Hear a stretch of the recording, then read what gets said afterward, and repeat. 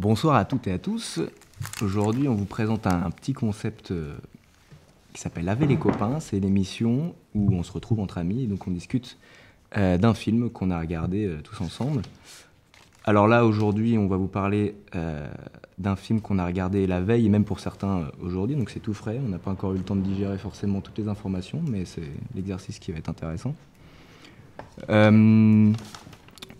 Aujourd'hui, on est tous les quatre. Et puis, dès la prochaine session, on sera accompagné d'un invité à chaque fois, que ce soit un enseignant ou un étudiant. On essaiera de trouver des gens de tout horizon. Ou autres. Divers et variés, exactement. Aujourd'hui, on parle de quel film, les gars? On va parler de La Chasse de Thomas Vinterberg. Exactement, un film sorti en 2012, danois, avec comme acteur principal Mads Mikkelsen. Alors pour faire un petit synopsis et qu'on puisse rebondir par rapport à ça, on est situé dans un petit village où donc toute la vie se déroule en communauté restreinte et on suit dès le début du film le personnage principal qui s'appelle Lucas qui va donc pendant une dizaine de minutes être suivi à la caméra et illustré dans sa vie quotidienne de façon assez simple. C'est donc un homme dans la quarantaine qui est employé dans une crèche. Jardin d'enfants. Dans un jardin d'enfants, mais je suppose que ça peut se traduire par crèche. Et donc au bout d'une dizaine de minutes, il y a une bombe qui va être lancée et il va être accusé. Oui, non, mais ça c'est le synopsis. Oui. Et donc il va être accusé par une petite fille de la crèche dont il s'occupe d'abus sexuels. Elle le décrit en train de lui montrer ses parties. Et donc suite à ça, l'intrigue et toute la consistance du film démarre. Voilà, on va suivre le personnage après cette bombe et comment il va vivre cette situation et comment les autres qui vivent avec lui aussi. Et donc comment les habitants la communauté va réagir prendre, à tout ça. Va prendre cette information, la transformer peut-être, parce que moi c'était un point que je voulais aborder, c'est évident, mais c'est un film qui parle énormément du mensonge et comment est-ce qu'il est perçu par le monde en général et là en particulier les communautés un petit peu restreintes comme ça, où tout le monde se connaît plus ou moins. Je crois que le film, il part de cette phrase simple, c'est les enfants ne mentent pas, ne mentent jamais. Et bon, c'est un peu plus compliqué que ça. Juste avant, Martin, du coup, osait pas le dire, elle le disait à voix basse. Attention, ça va spoiler sévère, par contre. Donc, si vous voulez le voir, je vous le conseille, c'est quand même un très bon film. Allez le voir, vraiment, vous ne regretterez pas. Voilà, si vous voulez pas être spoilé, passez votre chemin.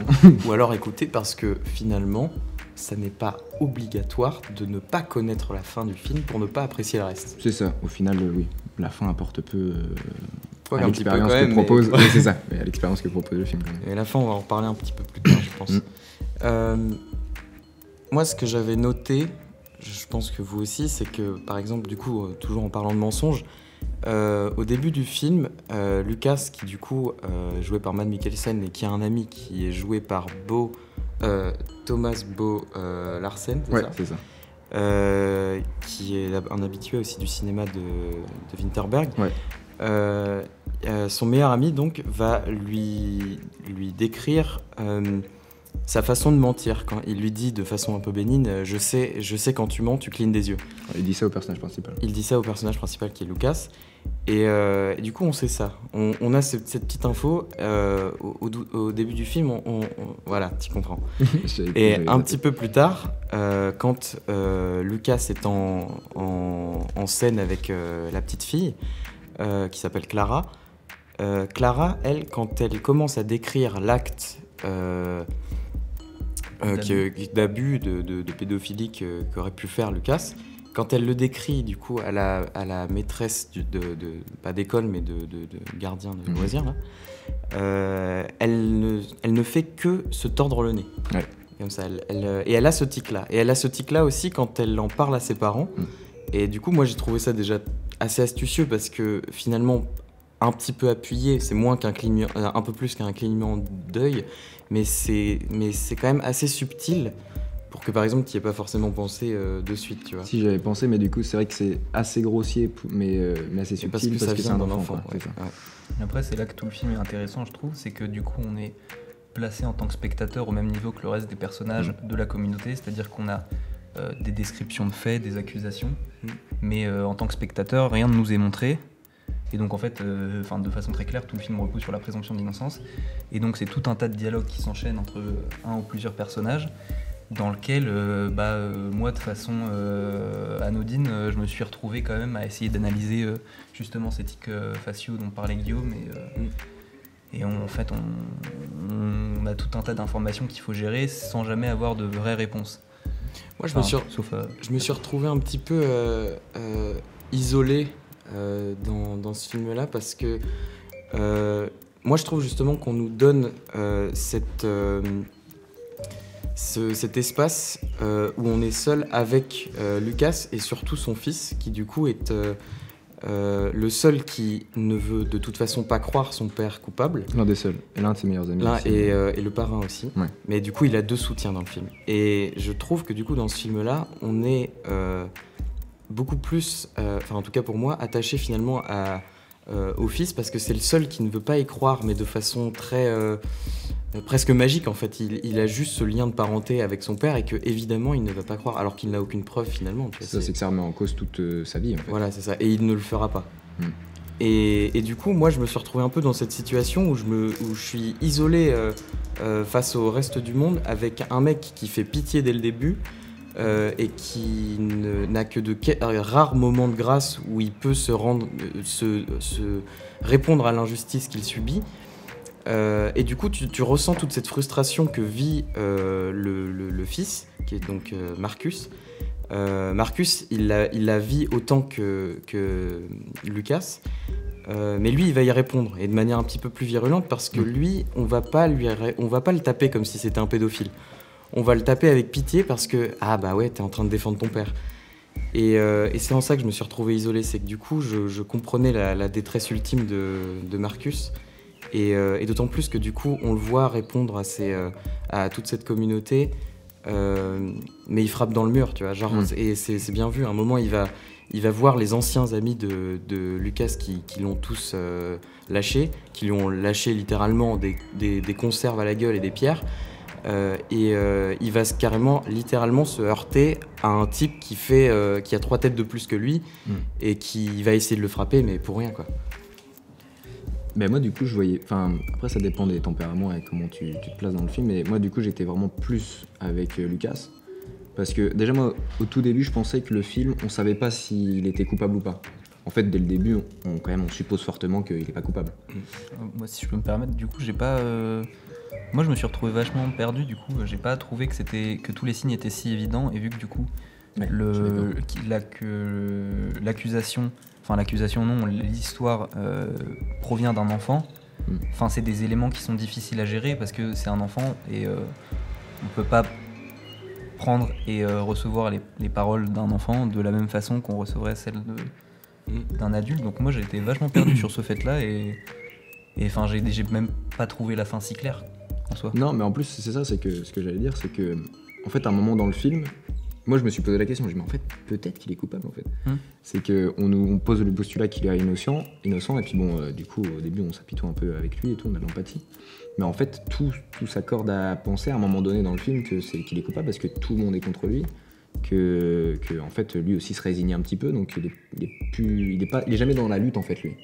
C'est ça, et c'est ça surtout qui régit une grande part de frustration dans le film je pense, c'est que quand il ne réagit pas, parce qu'évidemment il va pas réagir à tout, parce que sinon il va juste se faire tuer au bout de 2 heures. C'est son fils qui réagit. Voilà, c'est son fils qui réagit. Et c'est là aussi du coup que la frustration vient quand Lucas ne répond pas. C'est évident, on voit une injustice comme ça, il ne répond pas tout ce que tu as envie de lui dire. Mets une patate à ce mec, tu vois, parce que t'en as marre, tu vois. Et il ne le fait pas, et au bout d'un moment, il ne le fait que, je crois, à 2 moments. Grand max, où il l'exprime un petit peu, où il a un exutoire, et ça, là c'est génial, c'est la scène dans l'église où il peut enfin dire devant toute la ville son désarroi, qu'il est il a encore des stigmates du fait qu'on lui ait jeté des conserves à la gueule, et ça c'est le seul moment un peu où il peut un peu se libérer, quoi. Et c'est là aussi où personnellement j'ai été, je pense, le plus ému, c'est quand après ce coup d'éclat qui pour lui était un coup dans l'eau, je pense, parce qu'il revient le lendemain, c'est Noël, il est dans son canapé, il est tout seul, et il a un petit peu abandonné la vie. C'est là que son meilleur ami commence à réellement se poser des questions, chose que lui demandait Lucas depuis un bon moment, de se poser des questions. Par contre, tu dis que c'est le moment peut-être le plus émouvant. Pour moi. Ouais. Mais en fait, juste avant, du coup, quand il se reçoit des conserves dans la tronche, là, il y a aussi un moment de lutte et qui est plein de désespoir et tout. Et il est hyper intéressant ce moment parce que du coup, il va dans le supermarché, il se fait péter la gueule, tout simplement. Il le tèche du supermarché. Lui, il veut juste à manger. Et donc, du coup, une fois qu'il s'est remis de ses émotions, il re-rentre dans le machin, il redemande ses affaires, ils lui disent non de se barrer. Et là, il lui fout quand même un coup de tête au gars qui lui a... Oui, c'est les deux seuls moments un petit peu. Mais sauf que c'est là où... sa bouffe. Et du coup, c'est un gros moment de victoire pour lui. Et pour nous, au fait, aussi. Oui, parce que là, au moins, t'as gagné sur un petit chouïa. Parce que le mec est tellement rabaissé pendant tout le film que quand t'as un petit bout de victoire, bah, t'es rassasié, tu vois. Tandis qu'au début... le mec du coup est un peu en train de refaire sa vie, il trouve une nouvelle copine après un divorce difficile. Au début t'es content pour lui, mais bon, sans plus, tu vois, c'est un personnage sans histoire. Et puis une fois qu'il a toute cette merde qui lui arrive, la simple petite pointe de victoire qu'il peut avoir dans le film te ravit pour des années, quoi. Moi je trouve que c'est pour ça que le personnage est attachant aussi, c'est qu'il est en contradiction avec tout le reste de ses amis d'enfance et de cette communauté de village. Tous ses amis sont présentés comme embourgeoisés de quelque sorte. Ils ont tous des grandes demeures assez imposantes, une vie de famille très installée. Il faut pas oublier qu'aussi c'est un détail très important du coup, c'est que lui et ses amis se retrouvent pour une activité commune qui est la chasse. Et que du coup il y a aussi un milieu très viriliste, et lui en contrepartie il est présenté comme, moi je l'ai ressenti comme ça, il est assez doux, modéré, il suit ses copains, mais oui, c'est un suiveur. Mais il est moins dans tout ce délire qui est d'ailleurs, un peu... Pardon, je voulais pas te couper, mais j'avais noté du coup un truc que dit Clara au début du film, quand Lucas du coup a avec cette petite fille qu'il accuse un petit peu plus tard d'abus sexuels. Il a une relation très cordiale, ils sont amis en fait, sauf que c'est un adulte et une petite fille. Et à un moment, elle lui dit mon père dit que tu es triste parce que tu vis seul dans une grande maison. Et la scène d'après, du coup, il arrive chez son meilleur ami, qui est le père dont elle parle, et on découvre à ce moment-là son meilleur ami, et on se dit ah, c'est lui qui parle de lui comme ça, tu vois, genre il a quand même ses amis en fait ont une pitié un peu pendant tout le truc, et en fait c'est là que tout se déclare. Une fois qu'il y a une accusation d'abus sexuel, tous ses potes le lâchent sauf le parrain, et voilà. Et c'était, je pense, déjà une bonne amorce finalement. Et puis un effet boule de neige, parce que après que la petite ait dit ça, du coup les enseignants et puis les personnes qui gèrent tous les enfants vont demander aux parents et vont créer une espèce d'alerte un peu... Qui monte très vite. Qui monte très vite et qui est trop tôt surtout. Et qui est normal aussi, je trouve. Enfin, moi je l'ai déjà... Qui est normal, oui, pour elle, mais du coup moi je me mets direct à la place du personnage et tu te dis oui, effectivement il faut agir très vite. Mais en fait, elle crée une panique générale, et du coup, les enfants aussi s'imaginent des trucs. Ouais. Et du coup, après, il est accusé par plein d'enfants. Ouais, mais justement, qu'on soit placé de cette façon dont je décris au même plan que le reste des personnages, moi, vraiment, je l'ai pas... il y a une scène après l'autre, il pouvait me dégoûter, comme il pouvait me faire pitié pour les raisons que j'ai citées précédemment. Ça pouvait être une expression de visage où je me disais, ah tiens... est-ce que les accusations sont pas véridiques au final ? C'est ça. Mais le jeu donc de moi j'étais dans... Ouais, c'est ce que j'allais dire. Mais du coup, je vais juste parler de la chasse. Du coup, on n'en a pas parlé au début. En fait, c'est un élément qui est super important. Qui est super important dans l'histoire. Le montage parallèle, il est assez... C'est ça. C'est que non seulement le milieu influence quand même pas mal le récit, et surtout, en fait, c'est un parallèle avec... un prédateur. Ouais, c'est ça. Bah, c'est lui qui devient... c'est une chasse à l'homme dans son propre village. C'est ça. Mais du coup, peut-être Martin, tu peux réagir à ça, parce que t'as pas encore parlé trop. Comment dire, c'est vrai que quand on regarde la situation d'un point de vue extérieur, parce qu'en fait, tout ce que vous avez dit, je l'ai ressenti, mais il n'y a pas, comment dire, tout qui m'est venu à l'esprit. C'est-à-dire, déjà le moment où vous parliez du mensonge, en fait. Le moment où il se touche le nez comme ça, voilà, il se le frotte. Moi, je l'ai pas remarqué, par exemple. C'est la petite fille qui se tord le nez un peu comme ça. Là. Non, mais même quand tu disais qu'il était chez son meilleur ami, qui lui faisait remarquer qu'il avait un tic quand il mentait. Ouais. Ça, par exemple, j'ai eu l'information, mais... Et parce que justement, il ment pas en fait. Oui, Pour voilà. moi, en tout cas, il ment pas. Et du coup, genre... Et puis, pareil, du coup, si c'est un tic de langage, enfin de mensonge, moi, j'ai pris parti de croire qu'il ne mentait pas. Oui, Du coup, s'il clignait des yeux dans des scènes, c'est juste parce que l'acteur clignait des yeux, tu vois. Pour moi. Ce qui est intéressant, c'est aussi que tu es obligé de te positionner à un moment dans le film. Est-ce que tu le crois, est-ce que tu le crois pas? Et en plus, je crois pas que le film t'influence plus que ça, quoi. Non. Donc t'es un peu tout seul. En il fait. te rajoute de la pitié constamment sur le personnage, du coup, forcément, t'es un petit peu avec lui parce que c'est le héros du film, etc.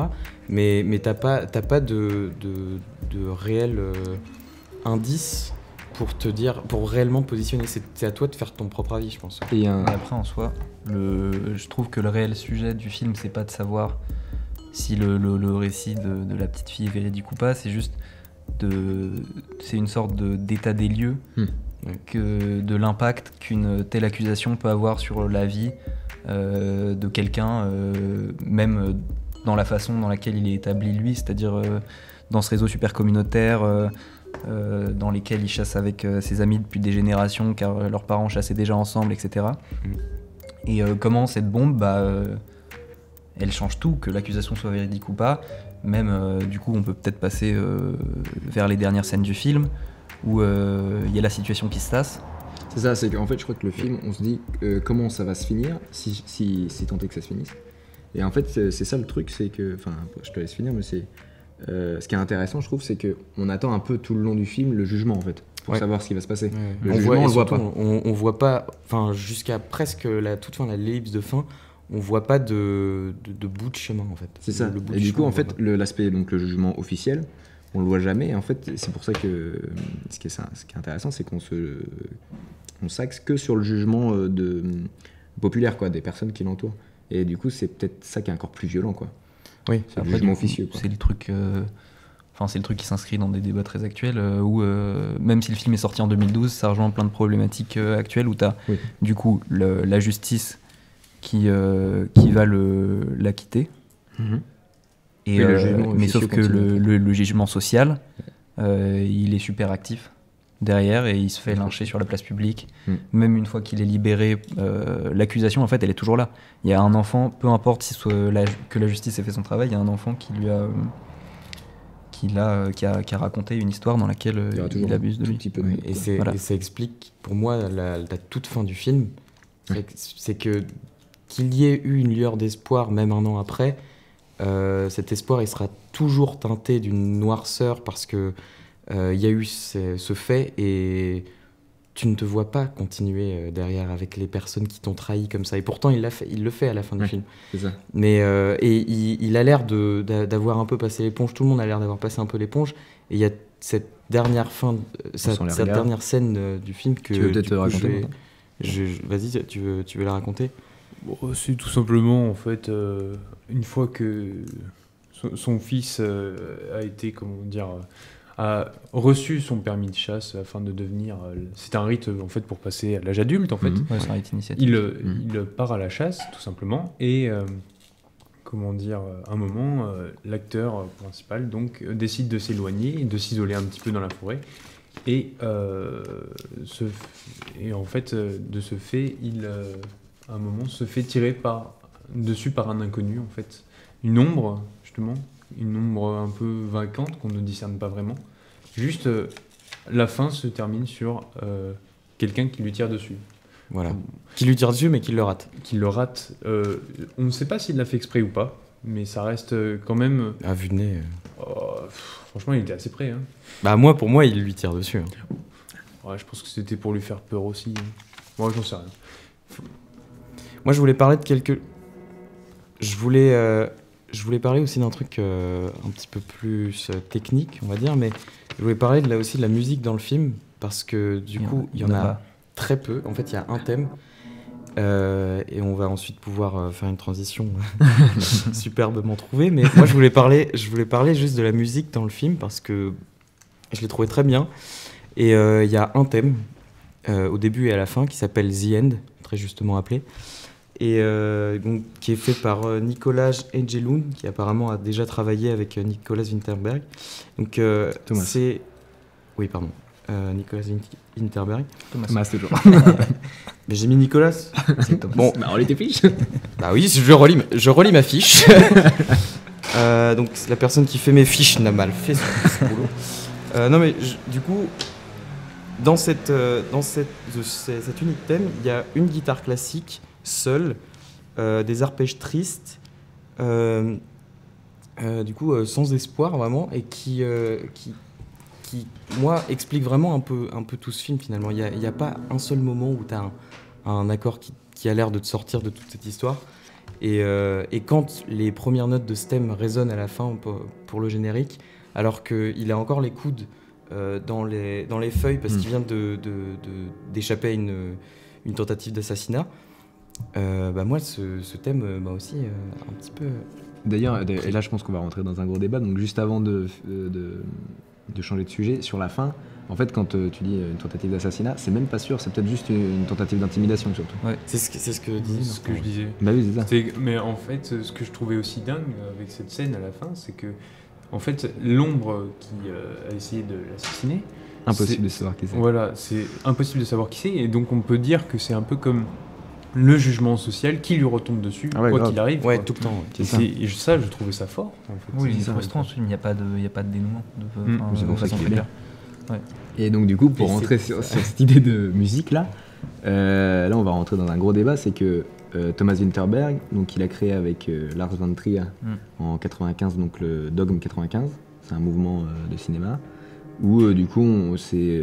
de façon officieuse, un peu chiante, c'est la tentative de récupérer la pureté du cinéma. C'est ça. Et en fait, juste dans les faits, c'est un cinéma avec des attentes plus simples. C'est ça, en opposition avec les productions américaines, avec des gros effets spéciaux, gros artifices.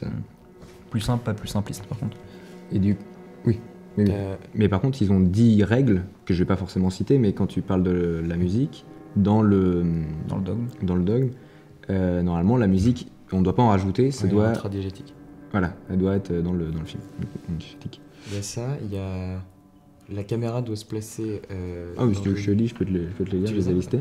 On doit tourner sur place et on ne doit pas ajouter d'accessoires. Donc pas d'artifice de décor. C'est ça. Donc la bande son, comme on disait, elle doit faire partie du film. Enfin, il n'y a pas d'ajout de film après. Donc le moins possible de post-prod. C'est ça. Caméra à la main, film en couleur, pas de traitement de l'image, pas d'action superficielle. Donc pas de meurtre, il n'y en a pas besoin. Voilà. Un truc en fait beaucoup plus proche du réel en gros. Le film doit se passer ici et maintenant, pas d'effet géographique et temporel, pas de film de genre, et tourné à la pellicule 35 mm. Et le réalisateur aussi n'est pas crédité normalement. Et donc... Après du coup le film date de 2012, donc il est un peu postérieur, mais du coup il y a plein d'éléments dans le film qu'on peut comprendre grâce à... le Dogme il s'est fini je crois en 2005 un truc comme ça. Oui, parce qu'à la fin c'était plus contraignant qu'autre chose, mais... C'est ça. Mais du coup il y a des restes. Mais il y a pas mal de restes, ouais. Et c'est pour ça aussi que le film est autant cérébral dans le sens où on est vraiment plongé dans le récit, c'est parce que justement il n'y a pas de fioritures et que ce qui importe c'est ce traitement des personnages et le jeu d'acteur. C'est ça. Oui, donc en fait c'est tout pour l'immersion quoi. Le jeu d'acteur qui est d'ailleurs très bon et notamment... Merci Guillaume. Je travaille au Cahier du cinéma du coup, voilà. Non mais je trouvais par exemple que même la petite fille, tu vois, genre les enfants au cinéma c'est un peu qui tout double. Ouais, c'est clair. Et la petite fille quand même je trouve assez justement. C'est vrai. Et du coup j'ai noté son nom comme ça à tous nos auditeurs qui l'écoutent. Vous pourrez avoir un petit peu son nom en tête. Elle s'appelle Annika Wenderkop. Et du coup je l'ai trouvé très juste, et du coup aussi le deuxième rôle, donc Thomas Bollarsen, qui est tiraillé entre les dires de sa fille et Ceux de son meilleur ami. ceux de son meilleur ami. Et je trouve du coup cette scène où il commence à douter après 1h30 de film. Il commence à douter un petit peu et que peut-être il pourrait croire son meilleur ami. Et rien que le fait de douter le fait pleurer. Cette scène est très bien jouée, je trouve. Et de manière assez réaliste. C'est-à-dire qu'on ne va pas partir dans des effusions constantes. Juste, il répond pareil, toujours dans cet élan un petit peu viriliste du chasseur père qui, quand sa petite fille lui dit « Papa, est-ce que tu pleures ?» Lui, il répond « Non, non, je pleure pas. Est-ce que tu es triste ?»« Non, je suis pas triste. » Ça, c'est pas la moyen et c'est retenu, pas parce que ça pourrait pas l'être, parce que dans d'autres situations, dans un autre contexte social, ça pourrait l'être, mais c'est surtout parce qu'on est dans ce milieu-là. Voilà. Ça se fait pas. Sachez qu'elle m'a fait vraiment détester les enfants. Elle est hyper frustrante parce qu'en fait, elle se rend compte très vite qu'elle a fait une bêtise, donc elle essaye de dire que en fait, c'est pas vrai, sauf qu'en fait, les gens la croient plus. Vu qu'il se dit juste que Du post-trauma, quoi. C'est ça aussi que j'avais noté, c'était qu'au début, en fait, la parole de l'enfant, du coup, il n'est jamais remis en question. Donc quand là, en l'occurrence, c'est un fait grave, la parole de l'enfant est supérieure à celle d'un adulte. Et en fait, petit à petit, on remarque que la parole de l'enfant à la fin est totalement discréditée. Et qu'elle est pas. Non, mais quand elle dit qu'elle a fait une bêtise à la fin, personne ne la croit. Oui, c'est ça. Donc on dit que c'est de l'imagination ou pas, en fait. Et ça, je trouve ça dingue, en fait, parce que c'est le traitement de la parole de l'enfant. Voilà, c'est ça. C'est que. Et comment elle la reçoit surtout. Voilà. Et par contre, l'acteur principal, donc, ne lui en veut pas. C'est aussi à la fin. Mais c'est normal, je pense que c'est un peu de la sagesse, surtout d'un mec qui travaille avec les enfants, tu vois. Genre, il sait, enfin, de toute manière, imagine l'autre situation, il en veut à une gamine de 11 ans. Je sais pas, 5 ans. 5 ans, un mec qui en a 40, tu vois. Ah, je peux pas la saquer. Non, je la déteste, tout simplement. Bon, après, je peux comprendre qu'il y a un froid, mais. Non, mais alors, c'est ça qui est intéressant, c'est que, après, à la fin du film, quand son fils reçoit donc, le fusil et qu'il a passé son rite et tout, il y a un petit repas, machin, et il voit la petite qui hésite à traverser le couloir parce que faut pas marcher sur les traits, je crois. Ouais. Et du coup, à ce moment-là, donc moi déjà, j'ai sur le bord d'exploser parce que du coup, tu te dis, qu'est-ce qu'il fait, Il va la tuer. Moi j'étais en mode, il va la tuer. Et en fait, du coup, il fait comme si rien ne s'était passé, il la porte et il l'emmène de l'autre côté. Et la vache, comment c'est dur à regarder parce que du coup, on se dit à tout moment, parce qu'en plus, elle se retourne, elle le regarde, l'impression qu'elle est amoureuse, parce que c'est ça le truc aussi. C'est qu'elle dit ça parce qu'elle est amoureuse et en fait, il lui explique gentiment que c'est un adulte et qu'il faut pas embrasser les garçons sur la bouche quand c'est pas, enfin les adultes sur la bouche quand c'est pas tes parents. Et du coup, en fait, quand elle se retourne et qu'elle le regarde comme ça, qu'elle lui dit un petit au revoir, tu dis putain, ça peut très bien recommencer ce truc-là. Ouais, mais moi je m'attendais à ça à tous les moments où elle revenait en fait. Oui, genre, au moment où elle toque, pareil, à un moment du film, vers le milieu, fin, elle revient chez Lucas un petit peu tranquillement, comme si c'était rien passé, et elle vient, elle toque. D'ailleurs, elle ne toque pas, elle sonne, mais comme elle fait, je sais pas, même pas 1 mètre, elle peut pas sonner. Mais ça, c'est un détail. Du coup, elle vient, elle sonne, et du coup, elle vient demander si elle peut promener le chien. Voilà, d'ailleurs, paix à son âme. Ça s'appelle comment Fanny. D'ailleurs, c'est le nom de ma sœur, dédicace. Big up, hop. Mais et ouais, du coup, à chaque fois que tu la vois, effectivement, je rejoins un peu ce que tu dis, c'est que elle fait un peu méchante, quoi, parce que t'es là, et en fait, elle te tend. Ouais, c'est pas de sa faute, mais du coup, t'as pas envie d'être en contact avec elle, quoi, parce que elle a l'air d'être une bombe à retardement en permanence. Et c'est un petit peu ça aussi. Et d'ailleurs, je pense qu'elle passe a posteriori, oui, une fois qu'on connaît la conclusion du film. Mais moi, pendant que je regardais le film, j'étais quand même toujours dans le doute. Enfin, je reviens là-dessus à chaque fois, mais... Oui, je te dis, moi, à un moment donné, j'ai eu le doute, et après, mais en fait, c'est ce qu'on disait tout à l'heure, c'est que je pense qu'à un moment donné, il faut prendre un parti pris dans le film. Et moi, à un moment donné, je me suis dit... Non, mais t'as raison, en fait, je crois qu'à un moment... En fait, je crois qu'après les 1 an, parce qu'il y a, une ellipse de 1 an. En fait, à partir de ce moment-là, je me suis dit, bon, en fait, c'est réglé, il n'y avait rien. Mais en fait, t'as raison, en fait, jusque-là, je doutais, je me disais, putain, mais si ça continue, en fait, ils vont m'avoir, quoi.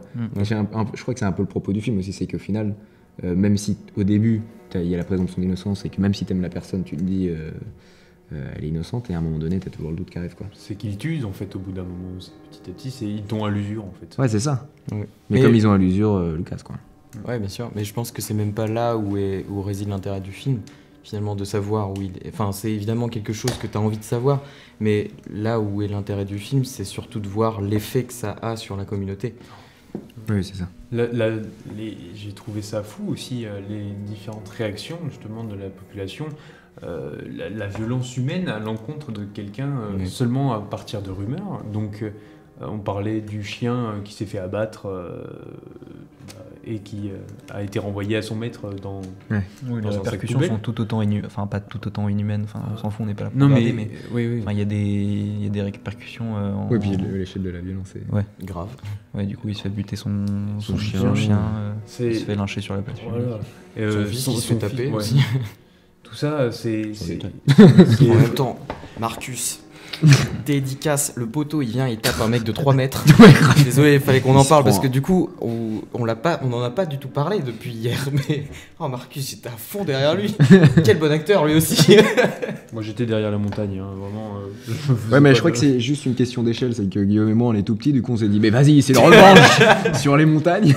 Ouais, enfin, à un moment, il crache sur la petite quand même aussi. Ouais, là j'étais pas trop pour. Ouais, voilà. Du coup, ça dépend des moments. Moi ça m'a fait rire. Mais ouais, du coup, voilà quoi, on est en train de parler du film et tout.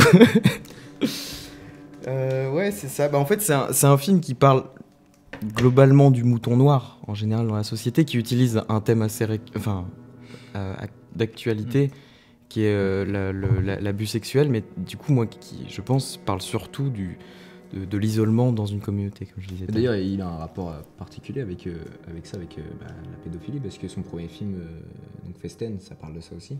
Aussi, là, c'est ça. Sauf que là, en plus, c'est à l'intérieur d'une famille. Ouais. Mais dans un contexte bien particulier aussi. Je crois que c'est des gens qui sont francs-maçons dans un milieu hyper aisé. Puis c'est un huis clos, enfin, c'est encore plus pesant, quoi.